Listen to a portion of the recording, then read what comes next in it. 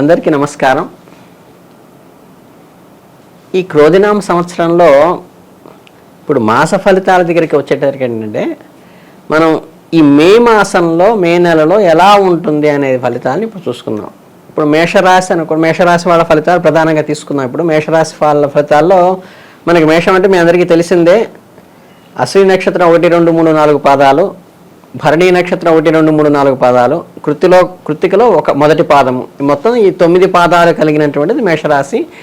ఈ 2 నక్షత్రం వాళ్ళు కృత్తికా నక్షత్రంలో మొదటి పాదం వాళ్ళు మేషరాశిగా తీసుకుని వాళ్ళకి సంబంధించిన మే మాసానికి సంబంధించిన ఫలితాలుగా ఇప్పుడు చూసుకుందాం. సహజంగా ఏంటంటే ఈ మాస ఫలితానికి వచ్చేటప్పటికీ మేషరాశి వాళ్ళకి అంటే మరీ హయ్యెస్ట్గాను ఉండకుండా మరీ లోయెస్ట్గాను ఉండకుండా యావరేజ్గా అడక్వేట్ అంటారు కదా, మనకి ప్రాథమికంగా ఉండాల్సిన నీళ్లు ఉంటూ ఉండాల్సిన గౌరవం వస్తూ అవసరానికి తగ్గ ఆర్థికానికి అందుబాటులో ఉంటూ సాధారణంగా నడిచేటువంటి అవకాశం ఈ మేషరాశి వాళ్ళకి ప్రధానంగా ఉంది.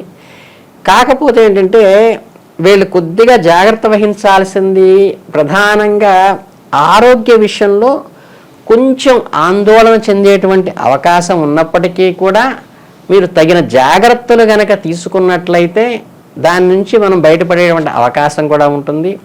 కనుక ఈ అనారోగ్య సమస్యకి ప్రధానంగా తీసుకోవాల్సింది ఆహారపు అలవాట్లలో మార్చుకోవటము, ముందు జాగ్రత్తలు పాటించటం, ఆహారం విషయంలో టైం ప్రకారం ఆహారం తీసుకోవటము, డిహైడ్రేషన్ రాకుండా వాటర్ ఎక్కువ తీసుకోవటము, ఇటువంటివి కూడా ప్రధానంగా తీసుకోవాల్సిన అవసరము ఈ రాశి వాళ్ళకి కనిపిస్తూ ఉంది.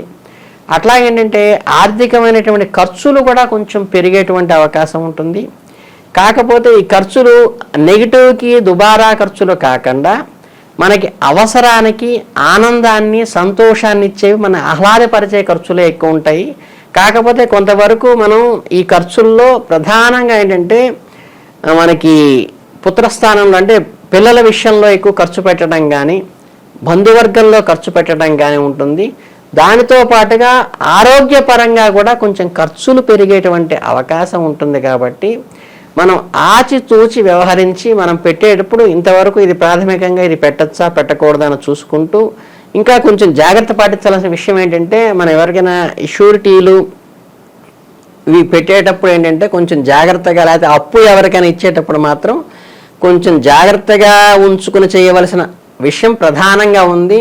ఎందుకంటే మీకు అది ఆ జాగ్రత్త పాటించకపోతే అందులో లాస్ అయ్యేటువంటి, అంటే మనకి ఇన్వెస్ట్మెంట్స్ ఎప్పుడు ప్రాపర్గానే ఉంది తప్పితే ఖర్చులు కూడా ఆదాయ వ్యయాలు కూడా సరిగ్గానే ఉన్నాయి. కానీ మనం అనుకోని విషయాల్లో అనవసరమైన వాటికి అనవసరమైన సందర్భాల్లో పెట్టి ఎదుటి వాళ్ళని వ్యక్తిత్వాన్ని మనం అంచనా వేయకుండా వాళ్ళ భావాన్ని గ్రహించకుండా పెట్టుబడి పెడితే మటుకు కొంచెం అంటే మళ్ళీ తిరిగి రానటువంటి అవకాశం కానీ మోసపోయేటువంటి అవకాశం కానీ కొద్దిగా ఈ రాశి వాళ్ళకి ఉంది.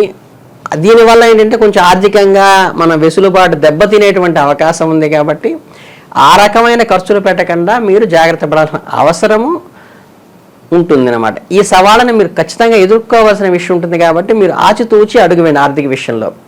ఇక మనకి ఉద్యోగస్తులు ఉంటారు, విద్యార్థులు ఉంటారు. వీళ్ళందరికీ ఏంటంటే మనం ఇన్నాళ్ళు కొన్ని అనుకుంటూ ఉంటాం, అరే మనకి అనుకున్నటువంటి గుర్తింపు రాలేదో లేకపోతే అనుకున్నటువంటి గ్రోత్ రాలేదో ఆదాయంలో అనుకుంటారు కదా.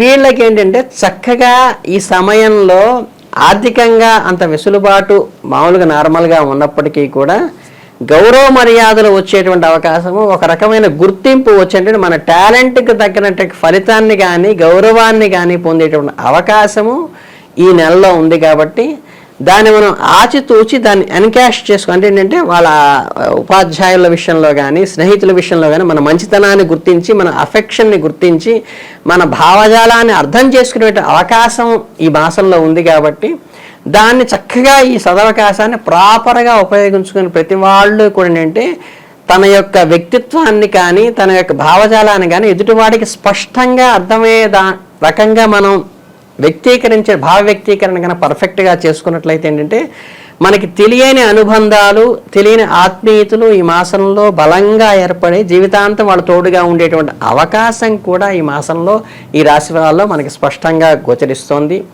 అలాగేంటంటే కొంత మనకి ఈ ఈ ప్రేమ వ్యవహారాలు కానీ లేకపోతే అనురాగానికి సంబంధించి భార్యాభర్తల మధ్య అన్యోన్యం కానీ వీళ్ళకి ఈ విషయంలో ఏంటంటే ఇది కూడా చాలా సక్సెస్ఫుల్గా అయ్యేటువంటి అవకాశం ఈ పీరియడ్లో మనకి ఈ మాసంలో మే మాసంలో మనకి మేషరాశి వాళ్ళకి కనిపిస్తోంది. కాబట్టి మీరు ఆ భావ వ్యక్తీకరణ కనుక మీరు చక్కగా పర్ఫెక్ట్గా చెయ్యగలిగితే మీకు ఇటు ప్రేమ వ్యవహారంలోనూ సక్సెస్ అవుతారు, భార్యాభర్తలను ఒకళ్ళొకళ్ళు అర్థం చేసుకోవడంలో కూడా ఏంటి నన్ను సరిగ్గా అర్థం చేసుకోవట్లేదు నా స్పౌస్ అనేటువంటి ఆ తరతమ్యాలు కూడా తొలగిపోయి వీళ్ళు ఒకటై దగ్గర అయ్యేటువంటి అవకాశం కూడా మంచి సదవకాశం కూడా ఈ నెలలో ఉంది.